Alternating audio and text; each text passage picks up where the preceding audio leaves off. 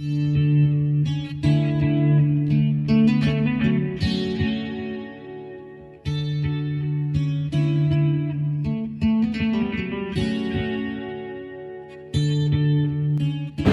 show about climate change and tips for tackling it.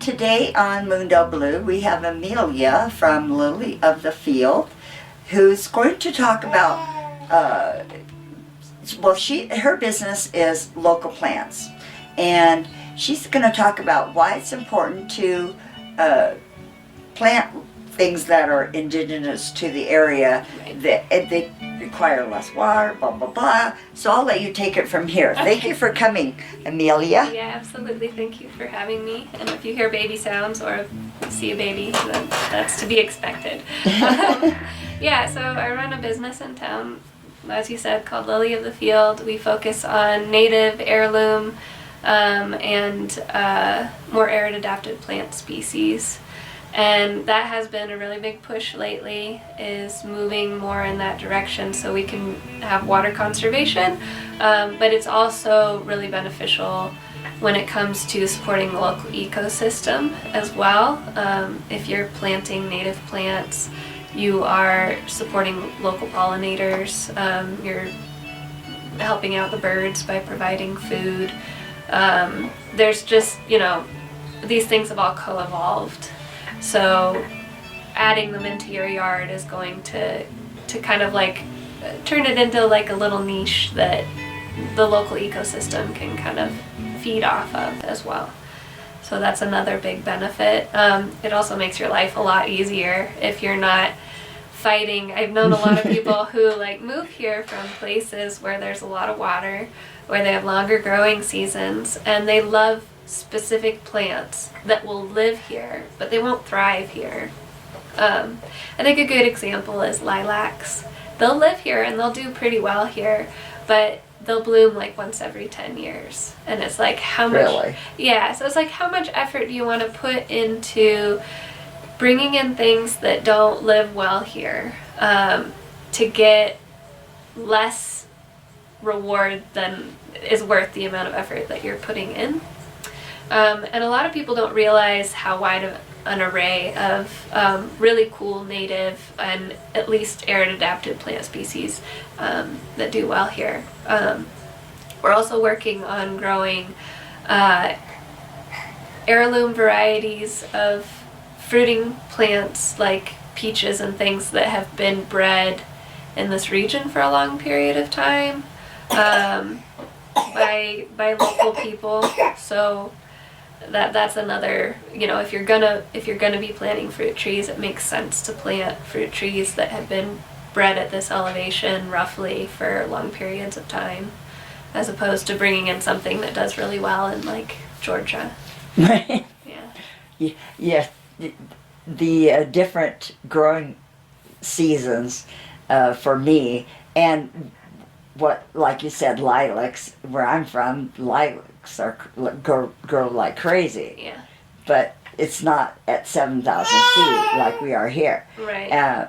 And growing seasons, I lived in Phoenix for a little while, and everything I planted in Alaska, I did my planting in May, which we do here. Right. But in Phoenix, when I planted in May, I was wondering, well, how come they're not doing well? Well, because in May it's really, really hot. Right. And so I had to get my mind out of the plant in May kind of thought process. Right. Yeah, no, and that is something that I think people don't realize as well. The Southwest growing here is very different, for sure. And then Flagstaff, because of the elevation, is just like a whole other level of different. You're moving to the desert, but you're moving to the high desert. And we have a lot of factors that you just don't have almost anywhere else that they're growing food. So there is, I would definitely suggest to anybody who's just starting out gardening here in Flagstaff, there's a high altitude gardening book by a local author, Julie McDonald, that I always suggest to people. Luckily I got a hold of her and she's actually going to let me sell her book at the farmer's market this year. So I'm excited about that. Because I've read a lot of Southwestern gardening books and they are just not for this area. We're just too high elevation for the vast majority of those books. They're talking about areas like Phoenix, like Camp Verde, you know, just places that are very different from here, different growing season. So, what kind of plants grow really well here? For example, last year, well, not last year, but year before last, zucchinis. I had zucchinis growing like crazy. Right, yeah, and it does, unfortunately, because our seasons are so variable. Because our seasons are so variable here, some years are going to be a lot better for certain things than other years are. But you just have to kind of experiment and hope for the best. For the most part, squash, beans, corn, the things that people have been growing here for thousands of years. It makes sense that those are the things that are going to do well. But, you know, that's also not a guarantee any given year. Right. So you just have to kind of cross your fingers, replant if we get a freeze is a big one. Sorry. I know That's all right. Oh,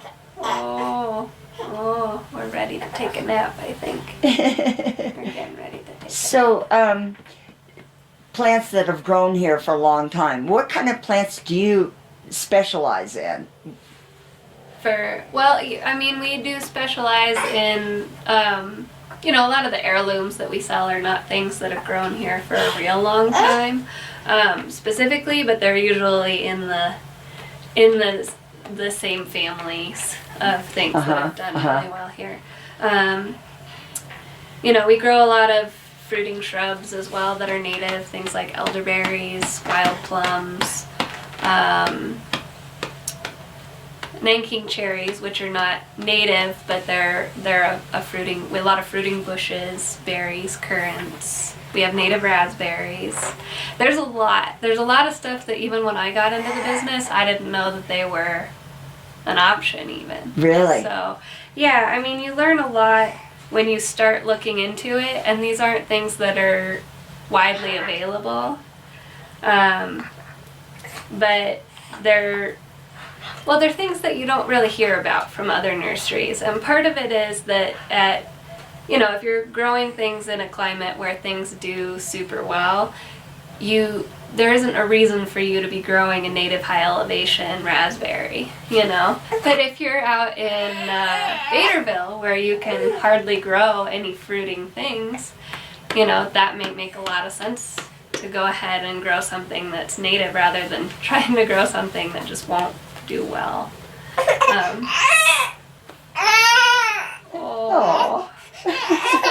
I know. I'm sorry. I know it's nap time. We're dragging her.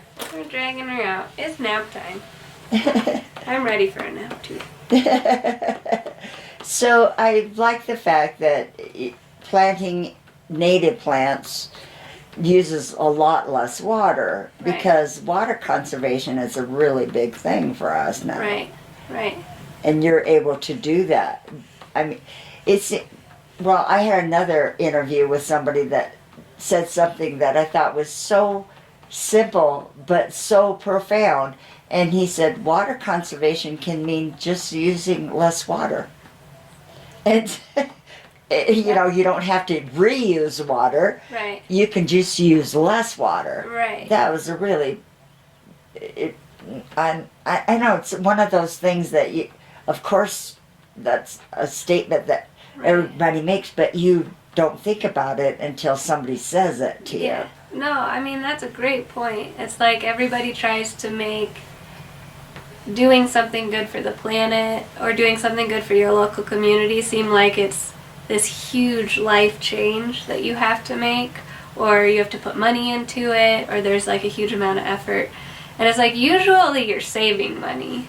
You're just making different life choices that are fairly minimal, that may not affect your daily, that may make it so there's one less thing that you need to do that day, you know? I love that. And that's definitely where I'm coming from with gardening. It's like, I'm a very lazy gardener. I don't like having to go out and do a whole bunch of work in the garden every single day. It's like, when I'm doing a vegetable garden, I need to go at least look at it every day. But if it's landscaping, it's like, I want to water it for the first year, and then I don't want to have to worry about it again unless I'm eating food off of it. And I also feel like a community shift more towards, low water plants, but if you're going to water something, I feel like it should make food for you, is where I'm coming from as well. It's like, and some of those things are absolutely beautiful, like elderberries. They have beautiful clusters of white flowers. They're also medicinal and edible.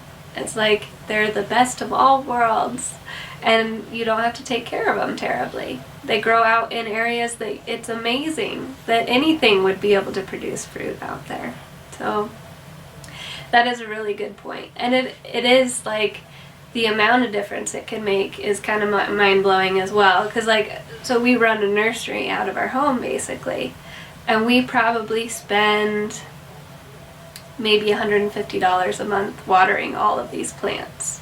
Wow. And that's not a lot. That's right? not. We have an on-drip irrigation system, but it's hundreds of plants. We have a fairly high turnover rate of plants, so that helps as well. But I know somebody who I went to go talk with to do to kind of help them try and cut back on their water use, and they had just bought a house that the previous owners had been spending over $1,000 a month on irrigating. And we're talking about a small plot of land, like probably an eighth of an acre. That's a lot. And it was just, the whole thing was being drenched with water every day to support a lawn and all of these extremely high water non-native plant species.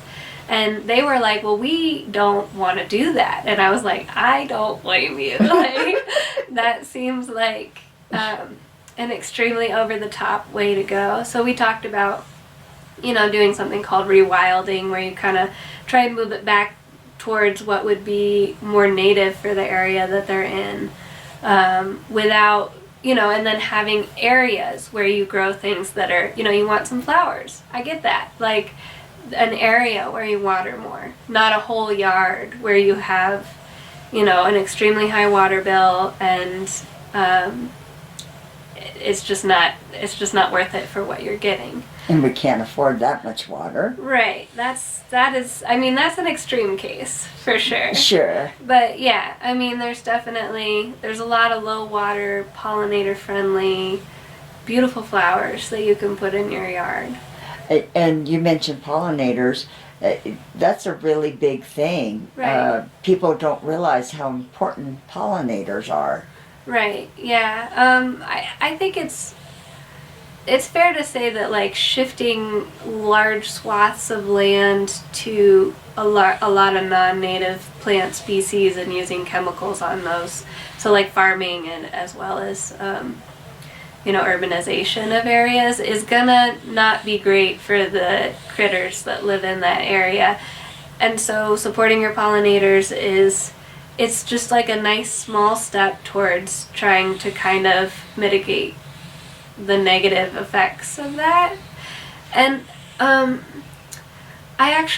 got my permaculture certification recently, which was a really cool experience. Congratulations. Thank you. I appreciate that. And one of the things that I think the thing that I took away from it that was the most important was actually that human beings don't have to be a negative impact on the world. That's not a given that that's the way that we interact with the world. Because unfortunately, I feel like I was taught from a very young age when I was in school, it was like, well, humans are kind of like a plague upon the earth and we're destroying everything. And it's like, that's not entirely untrue. Obviously, we have been going along creating a lot of havoc, but there are plenty of examples of groups of people throughout history who have increased the biodiversity of the areas that they have been in, who have, you know, they're a net benefit to the world. And it's like, that's what I want to be. And I feel like that's what everyone should be striving for. And it's difficult, for sure, in a lot of ways, the way that our current society is set up. But, you know, it's totally possible to start making moves towards that. You know, little steps in your own daily life where it's like you're trying to accept that you are part of the ecosystem. You're not just like something outside of it, and you're not a problem. You are an individual who has the ability to make the world a better place, as opposed to like just feeling guilty for taking up the resources that you do on a daily basis. And my mantra is be part of the solution, not part of the problem. Right. All the time I'm saying that about everything. Right. And for me, like you said, it's a lot easier. I'm like you. I want things easy. I'm lazy in some aspects. I don't want to work hard. Right. I'm a writer. And so, you know, that's the easier the better for me. Right, yeah. No, I completely agree with that too. And it's like, I feel like as soon as you stop trying to like fight the world that you live in and start like trying to work with it more, in a way that works better for you, in a way that works better for, you know, the world, it's like that's the goal, right? That's Exactly. the flow, I guess. The flow. Yeah. Well, thank you very much. Before we go, give the name of that book that you like to recommend Yeah. again. It's High Altitude Gardening by Julie McDonald. High Altitude Gardening by Yeah. Julie McDonald. Mhm, I'll and remember that. It's a good one, yeah. It's available at the UPS store over on 4th Street, and then we'll have it at the Farmers Market and our Gardeners Market this spring as well. And what's your business again? Right, so Lily of the Field is the name of the business, and you can find us online at flagstafflily.com. We'll have all our information on there. Well, thank you, Amelia, for being with us. And is Una sleeping now? Una's sleeping. She got what she needed. She's done. She's good. She was such a great baby to have on the show. Usually she's pretty agreeable. She is. She's a very agreeable child. Well, thank you for sitting down with us, and good luck this season. Oh, wait, before we go, I just flashed on the fact that you're doing a plant sale this spring, aren't you? Right, yeah. So at Pine Forest Elementary School, we are going to be trying to start up a gardener's market. It'll be the first one for a little while that we've had over on the east side of Flagstaff. And we're looking for vendors, and we're also hoping that people will show up. We're going to be focusing more on kind of a gardening theme, but we'll probably have other vendors there as well. Cool. So that flagstafflily.com is how people can get information about that. Right, yes. We have a gardener's market tab on there that you can find out location as well as time and things like that. Okay. Well, have a great day. Thank you. Thank you, you too.